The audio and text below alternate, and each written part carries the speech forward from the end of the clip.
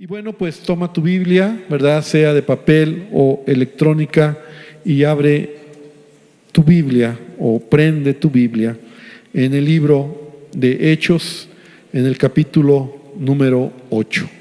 Hoy vamos a estudiar este capítulo, y solamente para poner un breve contexto, capítulo 7 es la muerte de Esteban, el primer mártir que se menciona, o el primer cristiano que va a morir por causa de predicar el evangelio. De tal manera que él no solamente llegó a ser un discípulo de Jesucristo, también era un hombre lleno del poder del Espíritu Santo. Recuerda que él fue escogido como uno de los diáconos, de los 7 diáconos que se eligieron para servir las mesas, para servir a las viudas. Y después sobresale Lucas, de alguna manera, o el Espíritu Santo va a seguir la línea sobre 2 de ellos. Uno de ellos es Esteban, el otro vamos a hablar precisamente en el capítulo 8, que es Felipe, ¿verdad? Estos 2 diáconos que son judíos, que están avanzando en el propósito que Dios tiene. Y la realidad es que el Espíritu Santo nos quiere enseñar en cada lección que vamos teniendo aquí. Entonces, al final del capítulo número 7, vemos cómo apedrearon a Esteban mientras él invocaba y decía: Señor Jesús, recibe mi espíritu. Y puesto de rodillas, clamó a gran voz, diciendo: Señor, no les tomes en cuenta este pecado. Y habiendo dicho esto, durmió. Y en el capítulo 8, en el versículo 2, solamente para concluir la historia de Esteban, dice: y hombres piadosos llevaron a enterrar a Esteban e hicieron gran llanto sobre él, ¿verdad? Vemos que Esteban entonces era un hombre amado por la iglesia, amado seguramente la gente que estaba cerca de él, su familia, y bueno, pues de alguna manera pues lloraron, ¿verdad?, la pérdida de Esteban. Y no está mal, ¿verdad?, cuando un ser querido muere, que tú llores, pero siempre con esa esperanza, ¿verdad?, de que un día le veremos y la palabra de Dios nos enseña. Entonces vemos que aún Esteban, ¿verdad?, no como todos los mártires, porque muchos de ellos no fue así, pero Esteban tiene una sepultura digna, ¿no? Lo enterraron, lo llevaron a enterrar y finalmente ahí quedó, ¿no? Entonces eso es lo que podemos ver. Entonces podemos ver cómo Esteban es el primer mártir de la iglesia. Y en el versículo 1, ahora sí dice: y Saulo consentía en su muerte. En aquel día hubo una gran persecución contra la iglesia que estaba en Jerusalén. En aquel día.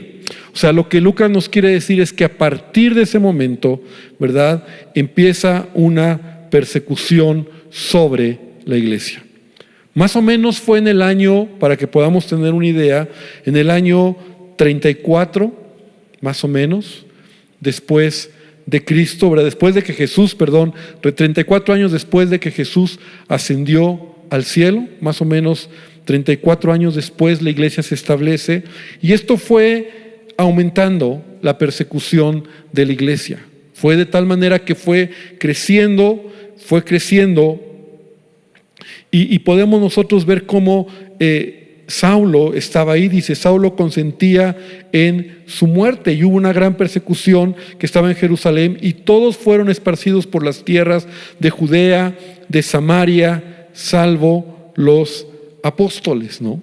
Y esa era la promesa, o lo que Jesús les había dicho a los discípulos, que ellos llevarían el evangelio, ¿verdad?, a las diferentes regiones. Dije: serán testigos en Jerusalén, en Judea, en Samaria y hasta lo último de la tierra. Ahora, hasta este momento la iglesia está solamente en Jerusalén, y ya hemos visto cómo es una iglesia poderosa, es una iglesia avivada, es una iglesia que está predicando el evangelio, pero no salen de Jerusalén. De tal manera que la persecución es parte del propósito de Dios. La persecución es parte de lo que Dios permite para que la iglesia pueda salir, los cristianos, ¿verdad?, las personas puedan ir a otras regiones como Samaria, ¿verdad?, como Judea, Jerusalén, Judea, Samaria, a predicar el evangelio. Esto es muy importante entender, porque a veces los problemas, las dificultades, Dios las permite para cumplir su propósito, ¿no? Entonces, no siempre los problemas o las dificultades van a ser como simplemente sin propósito, sin sentido. Vemos nosotros cómo esto empieza a suceder, y la persecución que inicia a partir de la muerte de Esteban es algo que hace que la iglesia, los creyentes, empiecen a salir a diferentes regiones como Judea, como Samaria. Ahora, Jesús lo advirtió, porque esto es importante entender, y los discípulos yo creo que lo tenían claro, y tú y yo tenemos que entender hablando acerca de lo que es la persecución. En Juan capítulo 15, versículo 20, Jesús mismo dijo: recuerden esto, el siervo no es mayor que su Señor. Si me han perseguido a mí, también los perseguirán a ustedes. Ahora quiero leer estos pasajes, porque quiero que podamos nosotros tener claro que Jesús nos advirtió que la persecución puede llegar en cualquier momento. Y no debe de sorprendernos, como a ellos no les sorprendió. No es algo que ellos dijeron, ¿por qué está pasando esto? Sino que Jesús mismo lo advirtió. Lo podemos leer también en Mateo capítulo 5, en el versículo 10 al 12. Jesús dijo: bienaventurados los que padecen persecución por causa de la justicia, porque de ellos es el reino de los cielos. Bienaventurados sois cuando por mi causa os vituperen y os persigan. Jesús está diciendo, ¿verdad? Son bienaventurados. Siéntanse honrados, siéntanse felices de ser perseguidos por causa mía, y digan toda clase de mal contra ustedes mintiendo. Gozaos y alegraos, porque vuestro galardón es grande en los cielos, porque así persiguieron a los profetas que fueron antes de vosotros. Entonces Jesús lo advierte, y Jesús nos lo ha dicho a la iglesia.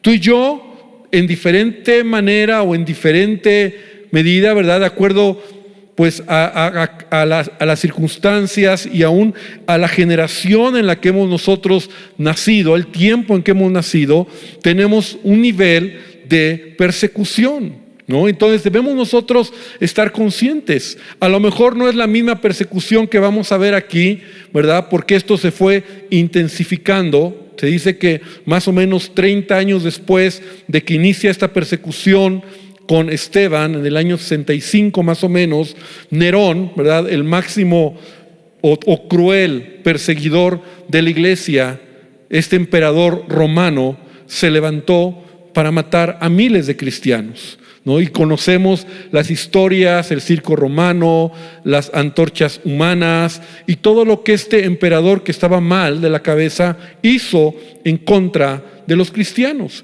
Hubo temporadas donde bajaba un poco la persecución y de repente arreciaba otra vez. Se levantaban otros emperadores y arreciaba, luego bajaba, pero eran temporadas. Ahora, a nosotros nos ha tocado, a lo mejor como mexicanos, citadinos, ¿no?, para ser muy exactos, ¿no?, una persecución que a lo mejor no pasa de que se burlen de ti, o a lo mejor que te corran de un trabajo, o a lo mejor que, no sé, que vivas una experiencia, ¿no?, diferente, pero no es tu vida de por medio.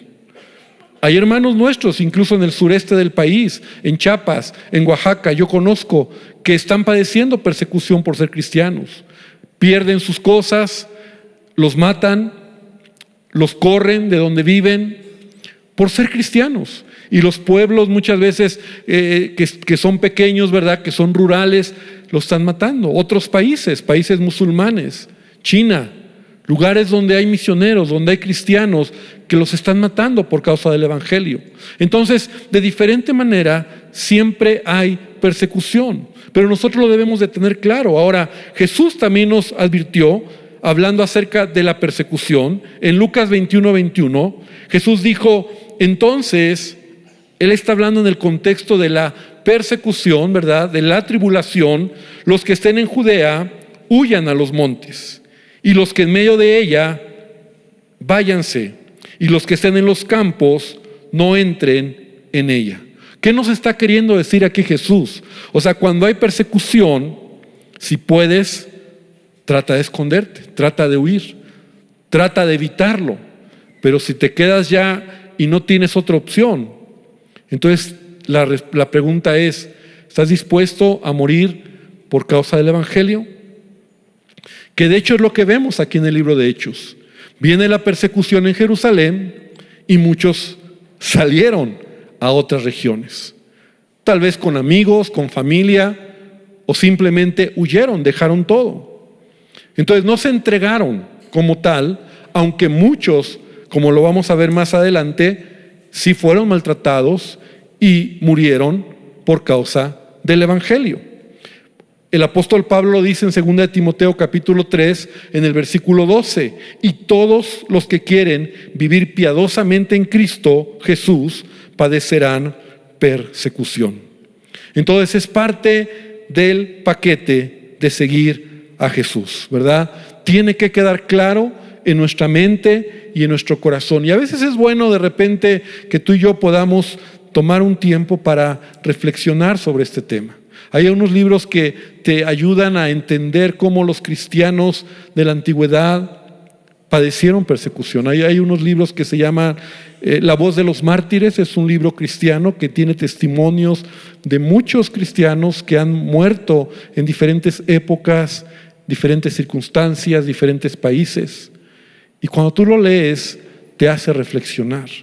Hay un libro muy bueno que yo hace muchos años leí que se llama El mártir de las catacumbas, que también te lo recomiendo. Y ese es un libro que es muy padre porque precisamente habla de la persecución de los cristianos en Roma. Bueno, en el tiempo de los romanos, quiero decir. Entonces te ayuda a reflexionar e incluso a hacerte la pregunta, ¿estoy dispuesto a dar mi vida si un día me pusieran una pistola en la cabeza y me dijeran, renuncia al Evangelio, renuncia a Cristo? ¿Qué haríamos? Y por eso he mencionado algunos pasajes que Jesús nos advierte que la persecución es parte del paquete como cristianos. No lo deseamos, pero si llega a suceder, que tú y yo sepamos en el corazón cuál sería nuestra respuesta. Ahora, vemos nosotros como Saulo, en el versículo 1 dice aquí, consentía la muerte de Esteban. Y luego en el versículo número 3, ahí mismo en capítulo 8, dice, y Saulo asolaba a la iglesia, entrando casa por casa, y arrastraba hombres y a mujeres, y los entregaba en la cárcel. Entonces vemos cómo Saulo de alguna manera es el iniciador de la persecución de la iglesia. Saulo es el líder que se levanta, ¿verdad? Que pide permiso para poder ir en contra de los cristianos. Esta palabra asolaba a la iglesia, otras versiones dice hacía estragos en la iglesia. Trataba de destruirlos, los maltrataba y los arrastraba, ¿no? Entonces es una palabra muy fuerte en donde ellos, a los cristianos, los lastimaba, los maltrataba, ¿no? Y ese es Saulo. De tal manera que aquí vemos cómo se está predicando y entonces dice el versículo 4, pero, ¿verdad? Y cada vez que Lucas ya estamos aprendiendo, él dice un pero, es porque nos va a dar una lección. Así como hay persecución, dice, los que fueron esparcidos iban por todas partes anunciando el evangelio. O sea, no solamente salieron huyendo, sino que ellos fueron y siguieron predicando el evangelio. O sea, cristianos que amaban a Dios, todo cristiano debe de ser un proclamador del evangelio. A donde tú vayas, a donde tú estés, a donde Dios te mande, ¿verdad? Te cambias de localidad, predica el evangelio. Vives en otro lugar, predica el evangelio. Te cambian de trabajo, predica el evangelio. ¿Por qué? Porque el evangelio no es aparte de mí. Yo soy un hijo de Dios y yo estoy para hacer luz en donde vaya y a donde esté. ¿Cuántos dicen amén? Entonces, predicar el evangelio no es solo un momento, un evento, vamos a predicar el evangelio, sino es parte de lo que yo soy. Yo anuncio el evangelio. Mis vecinos tienen que saber que yo soy cristiano. Mis amigos tienen que saber que yo soy cristiano. Como te lo he dicho, a lo mejor a algunos nos cuesta trabajo hablarlo, otros no, pero tu vida tiene que dar testimonio que tú eres un hijo de Dios, y la gente lo ve y la gente se da cuenta. No seamos de esos cristianos que, imagínate que todos salen huyendo y nadie predica el evangelio. Qué triste, ¿no? Pero dice que todos iban predicando el evangelio. Entonces Felipe, descendiendo a la ciudad de Samaria, ¿no? Ahora ya va a tomar Lucas una línea sobre la vida de este hombre Felipe, que ya mencioné, que es uno de los diáconos también elegidos anteriormente. Y entonces él llegó a la ciudad de Samaria. Ahora, Samaria era una región muy interesante, porque ahí había una mezcla, ¿verdad? Los samaritanos no eran bien queridos por los judíos. Y recuerdas que Jesús mismo, cuando estuvo en esta tierra, en los evangelios, nos deja ver cómo tuvo ciertos roces con los samaritanos. En una ocasión vemos cómo no recibieron a Jesús, y Jacobo y Juan le dicen a Jesús: Señor, ¿quieres que oremos o quieres que mandemos fuego del cielo para que los consuma? ¿No? Esa era la relación de los judíos con los samaritanos. Jesús los regaña y le dice: a ver, cálmense, ustedes no saben de qué espíritu son. Pero esa era la actitud del judío hacia el samaritano. Cuando Jesús habla con esta mujer samaritana en el pozo, ¿te acuerdas? Y entonces esta mujer le empieza a hacer preguntas, porque los samaritanos no se llevaban con los judíos, porque era un tema de raza, un tema racial, ¿no? Donde el samaritano era menospreciado por el judío, que sentía más puro en su línea genealógica. El samaritano ya tenía una mezcla de ser judío, pero se habían mezclado en las conquistas, Babilonia y todo esto. Entonces era un tema racial, era un tema de menosprecio. Y entonces vemos cómo Felipe llega a Samaria, y Felipe es un judío. Y es un judío griego. ¿Te acuerdas de eso que hablábamos, verdad? Es un judío griego, es un judío que tiene una amplitud del mundo más grande. Y entonces él llega ahí, y entonces él empieza a predicar. Dice: y la gente unánime escuchaba atentamente las cosas que decía Felipe, oyendo y viendo las señales que hacía. Entonces vemos cómo Felipe empieza a predicar. Y es interesante cómo dice aquí el versículo 6 al final. El 5 al final. Dice: y les predicaba a Cristo. Repite conmigo: predicar a Cristo. Porque ese es el evangelio. Les predicaba a Cristo, no otra cosa. Porque cuando tú predicas es lo que predicas, ¿verdad? Es el mensaje que tú das, el mensaje de salvación. Entonces les predicaba a Cristo, y la gente empezó a ver. Y entonces dice el versículo 7: muchos de los que tenían espíritus inmundos salían dando grandes voces, y muchos paralíticos y cojos eran sanados. Lo mismo que en Jerusalén, el poder de Dios está con Felipe. Ahora, Felipe no es alguien excepcional. Simplemente Felipe está cumpliendo la gran comisión. Y la promesa de: en mi nombre echarán fuera demonios. Estas señales seguirán a los que creen en mi nombre. Entonces, tú quieres ver estos milagros, simplemente lo que tienes que hacer es hacerlo. Orar por los enfermos. Donde la luz llega, las tinieblas retroceden. ¿Cuántos dicen amén? Y los demonios huyen. Es así. Porque nada en contra del evangelio puede resistir. Jesús dijo, ¿verdad?, que las puertas del infierno no prevalecerán en contra de su iglesia. Entonces tú y yo tenemos la autoridad, pero el punto es que no lo vemos porque no lo hacemos. Felipe le cree a Dios, Felipe cree a las promesas de Jesús. Y entonces él predica el evangelio, ora por los enfermos y hay milagros. ¿Quieres ver milagros? Ora por la gente, ora por los enfermos. Ten la fe de que Dios va a actuar. Cuando la luz llega, entonces las tinieblas se van. Cuando Jesús se establece, los demonios no pueden permanecer y huyen. Y entonces vemos el mover del Señor. Vemos cómo lo que sucede es entonces que los cojos eran sanados, los paralíticos, versículo 8, y así que había gran gozo en aquella ciudad, porque el fruto de predicar el evangelio en una vida es gozo. ¿Cuántos dicen amén? El gozo que Dios produce en la vida del ser humano, el gozo que Dios produce en las familias. El evangelio produce gozo, el evangelio produce en tu vida libertad. Entonces vemos a un Felipe que está predicando el evangelio. Versículo número 9, hay otro pero que Lucas nos va a resaltar. Pero había un hombre llamado Simón. O sea, ese pero nos antecede que vamos a aprender algo. ¿Te acuerdas? Pero Ananías y Zafira.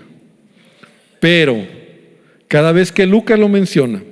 Entonces ahora vemos a un hombre llamado Simón. ¿Quién es Simón? Era un hombre que antes ejercía la magia en aquella ciudad y había engañado a la gente de Samaria haciéndose pasar por algún grande. Simón, entonces, querida iglesia, era un mago, más bien un brujo, un curandero, porque así lo dice más abajo. No, era alguien que obviamente tenía prácticas ocultistas, magia negra, cartas, bueno, no sé si vean las cartas, pero poniéndolo a nuestro tiempo, ¿verdad? Ouija, magia negra, Santa Muerte, limpias, consultar a los muertos. Todo esto Dios lo prohíbe en su palabra. Podríamos decir que entonces este hombre era un hombre que no conocía a Dios y que hacía, pues de alguna manera, actos o trabajos de magia, de brujería, para engañar a la gente. Fíjate lo que dice en el versículo, dice, sí, había engañado a la gente de Samaria haciéndose pasar por algún grande, ¿no? O sea, esto es interesante también, porque la brujería y todo lo que él hacía, en el fondo estaba alimentando el ego de este hombre, ¿no?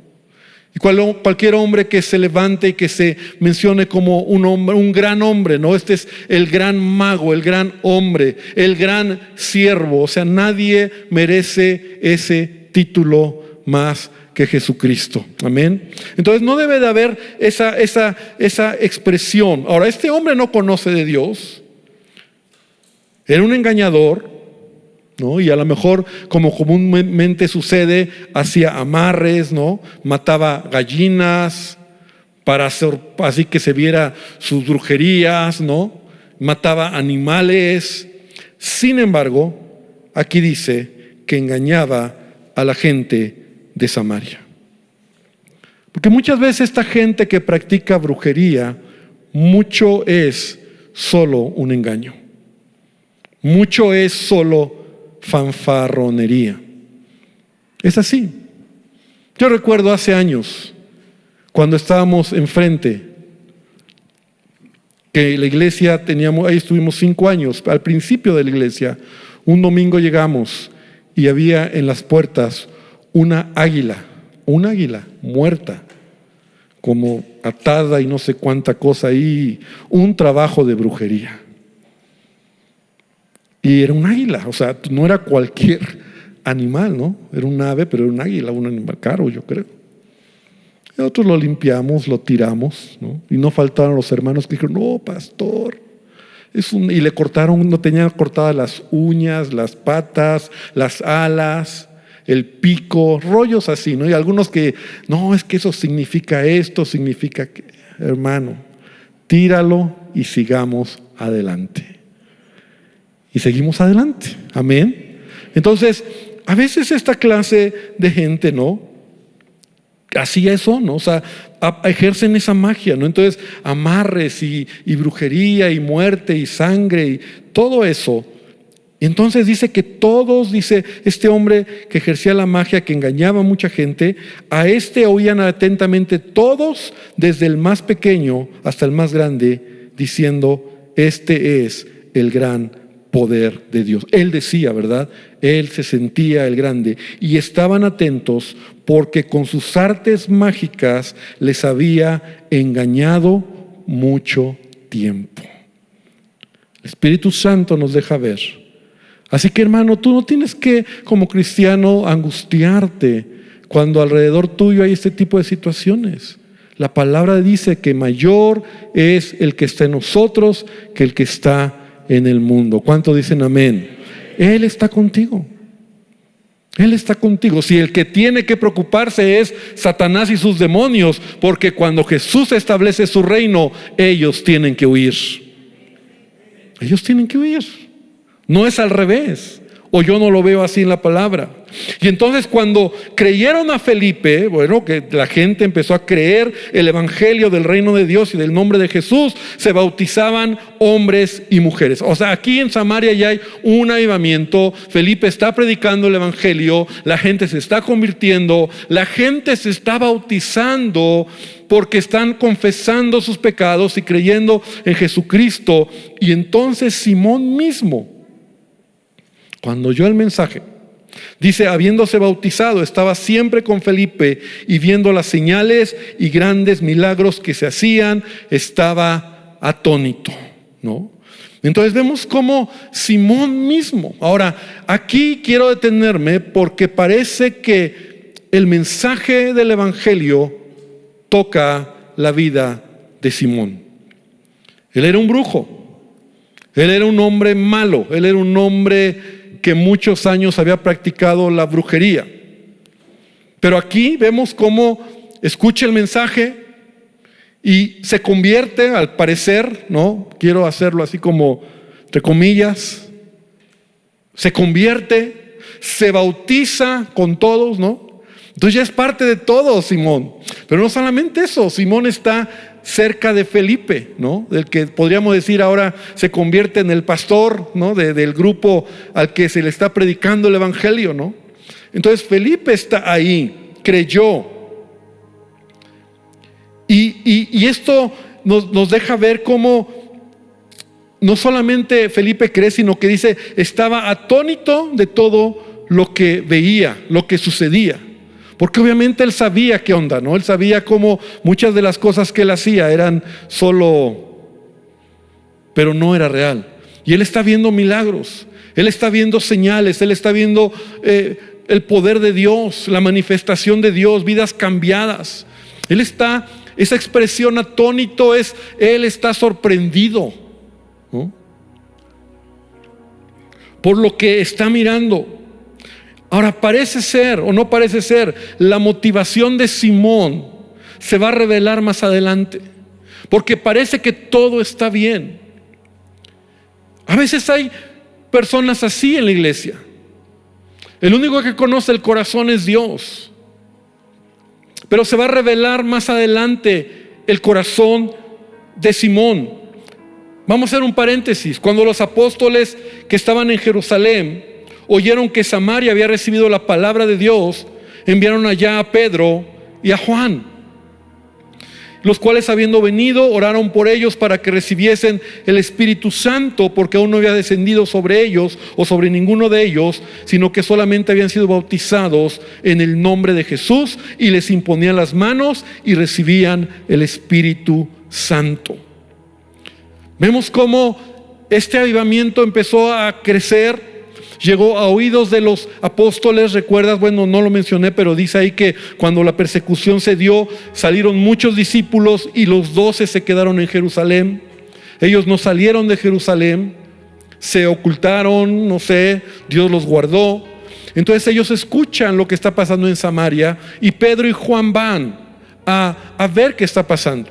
Pero no en una actitud de control, no en una actitud de simplemente de transmitir. Me gusta mucho cuando pienso como Pablo decía en sus cartas: yo quiero ir a ustedes para transmitir algún don espiritual, para bendecirlos y ser bendecido por ustedes.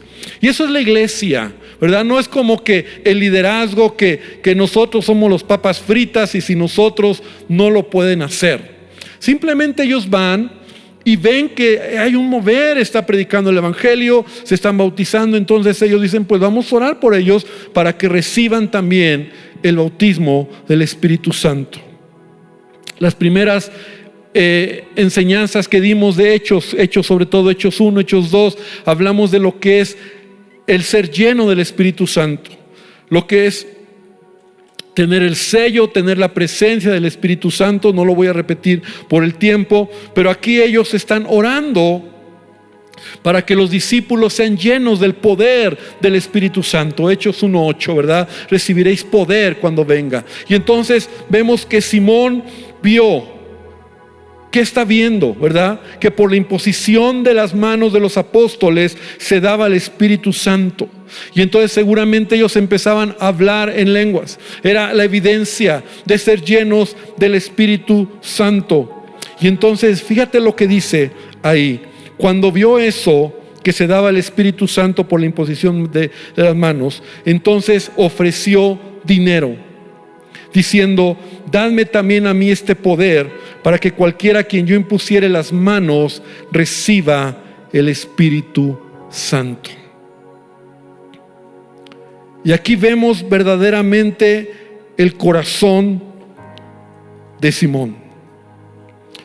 No es un corazón honesto, podríamos decir, sino que la intención de él, ¿verdad?, en el fondo es seguir teniendo ese orgullo, esa grandeza, ¿no? Y cuando él ve cómo Dios se está moviendo y los apóstoles Pedro y Juan están orando por la gente, entonces él quiere comprar aquello y dice: ¿cuánto les pago para tener ese poder que ustedes tienen? Él ni siquiera entendía que no era el Espíritu Santo un poder, porque el Espíritu Santo no es un poder. El Espíritu Santo es una persona, la tercera persona de la Trinidad, es Dios. Y el Espíritu Santo mora en nosotros. Y el Espíritu Santo quiere tener comunión con nosotros. Él no lo entendía. Ahora, yo quiero pensar también, dando un poquito la duda, ¿verdad?, que él era nuevo, que él no comprendía muchas cosas, que él tenía un corazón incorrecto, que tenía que ser enseñado. Quiero pensar. Pero también vemos cómo él realmente tiene una actitud que revela lo que hay en su corazón. Les dice: les doy dinero, díganme cuánto. Y entonces Pedro le dijo: tu dinero perezca contigo, porque has pensado que el don de Dios se obtiene con dinero. Quiero terminarte diciendo que este acontecimiento tan relevante, de ahí surge una palabra que se llama simonía. Y simonía es la pretensión de la compra o venta de lo espiritual por medio de bienes materiales, y que desafortunadamente a lo largo de la historia ha sucedido. O sea, querer comprar con dinero bendiciones espirituales. Se traduce por lo que sucedió en este mago Simón, y se dice que es una simonía. ¿Te acuerdas de las indulgencias? Paga para ganar el cielo. Paga para obtener un beneficio espiritual. Y eso a lo largo de la historia ha sucedido. Pero también ha sucedido aún dentro de la iglesia cristiana. Y es triste. Paga para obtener un milagro. Paga para que Dios te sane. Paga para que Dios te bendiga. ¿No? Da una cantidad, habla al 01900 y da y promete, y Dios te va a responder. Y eso es un pecado. Las cosas de Dios no las puedes tú negociar. Y Pedro le está contestando perfectamente a Simón, en donde le dice: ¿cómo crees? ¿Cómo crees que las cosas del don de Dios no se obtiene con dinero? No tienes tú parte ni suerte en este asunto, pero ve lo que dice: porque tu corazón no es recto delante de Dios. Arrepiéntete pues de esta tu maldad y ruega a Dios si quizás te sea perdonado el pensamiento de tu corazón. Y no solamente Pedro descubre su corazón, descubre su mala actitud, descubre lo que hay, sino ve más allá con el don del Espíritu Santo y le dice: porque en hiel de amargura y en prisión de maldad veo que estás. O sea, Simón realmente no tiene, aunque ya se había bautizado, aunque ya había aceptado a Cristo, aunque estaba cerca del pastor Felipe, no tiene una motivación correcta. Y Dios quiere examinar nuestros corazones. Cuando a veces nosotros nos acercamos a Él con motivaciones incorrectas. Entonces Simón le dijo: rogad vosotros por mí al Señor, para que nada de esto que habéis dicho venga sobre mí. Y algunos comentaristas dicen que por esta expresión de Simón, él no se arrepintió, porque él no responde como cuando David es expuesto a su pecado. Y David dice: he pecado contra Dios. No, David se humilló cuando él pecó, cuando te acuerdas que el profeta Natán le expuso su pecado. Él dice a Pedro: oren por mí. Y yo puedo orar por ti, y yo puedo pedir a Dios por ti, pero el que tiene que ponerse a cuentas con Dios eres tú. Pero el que tiene que pedir perdón eres tú, y el que tiene que buscar a Dios eres tú. Y eso es lo que la iglesia tiene que entender. Porque podemos nosotros, los pastores, los líderes, orar por ti, pedir a Dios por ti, pero tú eres el que tienes que tener esa relación con Jesús.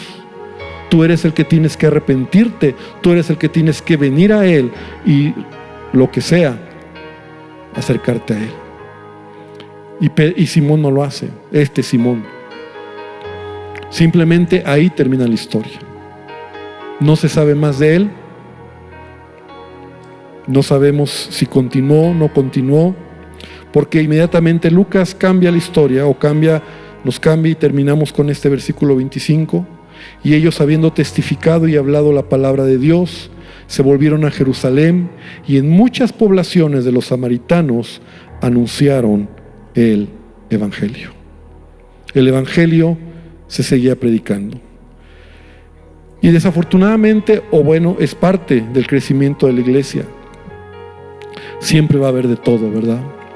Y esto nos deja ver, ¿verdad? Como aún en un avivamiento hay gente con un corazón sincero, hay gente con una motivación incorrecta, hay gente que no tiene realmente la intención correcta. Y yo quiero que esta noche nosotros podamos aprender todas estas lecciones, todo lo que he estado compartiendo. Que Dios nos llama para que tú y yo podamos levantarnos para hacer luz y para hacer bendición como hijos de Dios. Quiero invitarte a que cierres tus ojos, después seguiremos avanzando en este capítulo 8. Pero ¿por qué no terminamos reflexionando un poco sobre nuestro corazón? Y venimos delante de Dios y decimos a Dios: Señor, examina mi corazón. Señor, examina mi vida, examina mis motivaciones. Porque a lo mejor aquí hoy hay alguien que puede estar en la iglesia, puede venir a la iglesia, pero su corazón todavía no es un corazón que ha reconocido a Jesús como Señor y Salvador, genuinamente. Y a lo mejor Dios, mientras yo estoy hablando, Dios habla a tu vida. Y es la oportunidad para que tú le digas a Jesús: Señor Jesús, perdóname, perdóname.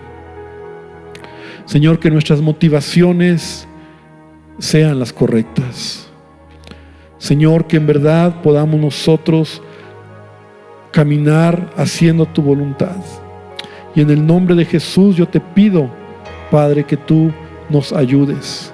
Señor, que nos permitas entender el devenir de la iglesia, y como un hombre como Felipe creyó a tu palabra, se levantó para predicar, y Dios, tú le usaste, porque tú usas a los que dicen: aquí está mi vida, a los que tienen una fe de creer que tú estás con nosotros. No un evangelio solo de palabras, sino de acción, de avance, de predicar, de ser luz, de ser bendición a otros. Señor, que toda obra del diablo, todo temor, Señor, a las cosas mágicas, a las cosas de brujería, Señor, no estén aprisionando nuestro corazón, Dios, que creamos que mayor es el que está en nosotros.